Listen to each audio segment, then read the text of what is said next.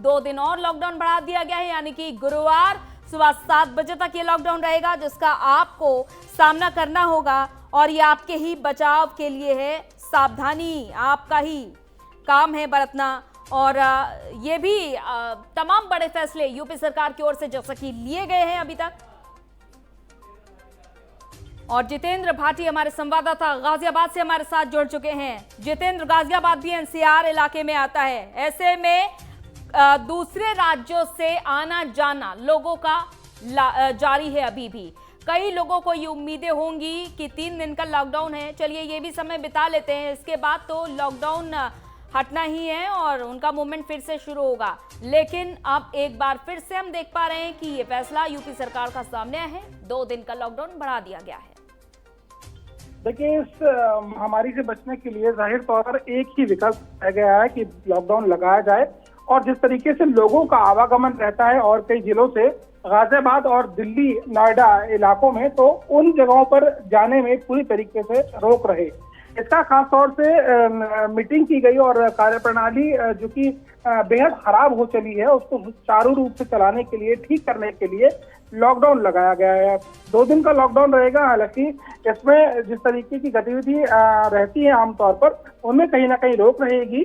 जो दुकानें हैं उनका टाइम तय किया गया है कि इस समय दूध या दही या जिस तरीके का सामान घरेलू चीजों के लिए उपलब्ध रहेगा, और उसके लिए भी टाइम निश्चित किया गया है। लॉकडाउन लगाना बेहद जरूरी था, क्योंकि कुछ जिस तरीके के हालात पैदा हुए हैं गाजियाबाद में, यूं कहें दिल्ली एनसीआर या यूं कहें पूरे देश भर में, इसके लिए खास तौर से जरूरी था। उत्तर प्रदेश में 2 दिन का लॉकडाउन रहेगा।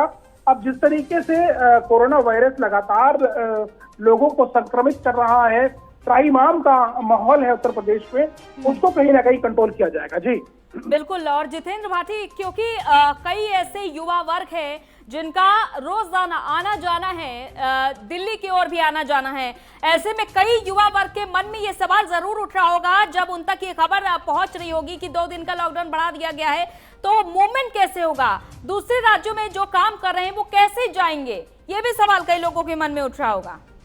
देखिए, इस वक्त तो बहुत ही कम लोग घर से निकल रहे हैं, और जो लोग निकल रहे हैं एसेंशियल सर्विस वाले हैं, मेडिकल सुविधाओं वाले हैं, जिनको क्लिनिक्स पे काम करते हैं, अस्पतालों में काम करते हैं, या मेडिकल उपकरणों को ले जाते लाते हैं। तो ऐसे में उन लोगों के लिए एसेंशियल सर्विस पासेस बने हुए हैं और वही लोग निकल रहे हैं। और जो लोग नौकरी करने के लिए निकल रहे थे, उनके जो कंपनी है, जो कार्यालय हैं, ऑफिसेज हैं, वो फिलहाल बंद हैं।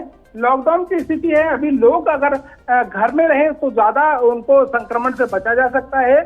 हालांकि जिस तरीके के हालात बने हैं, वो कहीं ना कहीं इस तरफ इशारा कर रहे थे कि संक्रमण अभी और बढ़ सकता है। जैसा कि सोशल मीडिया और तमाम प्लेटफॉर्मों पर देखने को मिला है कि मई ज्यादा पीक पर होगा कोरोना, तो इस दौरान खासतौर से लॉकडाउन लगाया गया है और कोरोना संक्रमण को कहीं ना कहीं रोकने की कवायद तेज की गई है।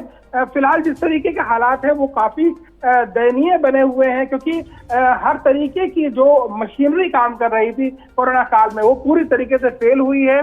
शमशान घाट अगर बॉडी पहुंचती है तो कई घंटों का इंतजार करना पड़ता है, तब जाके कहीं दाह संस्कार होता है, और अगर अस्पताल पहुंचते हैं तो ऑक्सीजन नहीं है। तो कहीं ना कहीं ये बहुत दयनीय हालात हो गए हैं और प्रशासन पूरी तरीके से मौन है। कहीं ना कहीं जो प्रशासनिक मशीनरी है वो भी फेल हुई है। और अब लॉकडाउन की बात कही गई है तो जाहिर तौर पर जितेंद्र, वो दिन दूर नहीं है। देखिए, अभी कुछ ही दिनों पहले 16 अप्रैल से पहले जब इलाहाबाद हाईकोर्ट ने अपना सुझाव रखा था, तो यूपी सरकार ने ये भी मना भी कर दिया था और साथ ही साथ सुप्रीम कोर्ट में इलाहाबाद हाईकोर्ट के फैसले को चुनौती भी दी थी।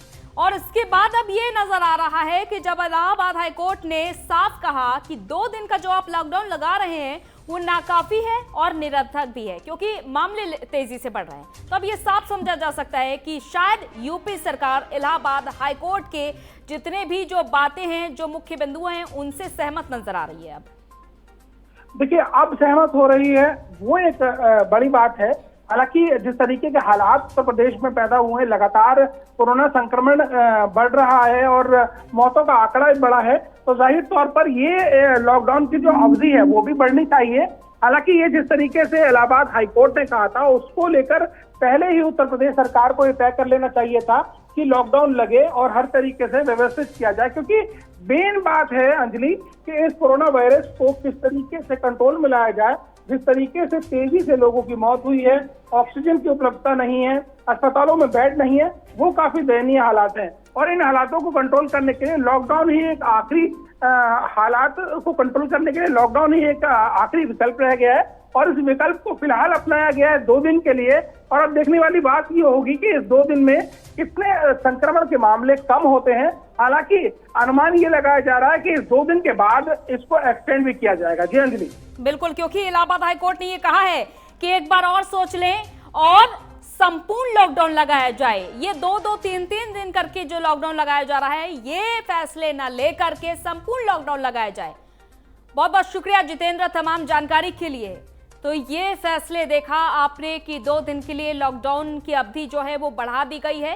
16 अप्रैल को पहले ये फैसला लिया गया जब रविवार का दिन चुना गया था सिर्फ लॉकडाउन लगाने के लिए, यानी कि वीकेंड लॉकडाउन।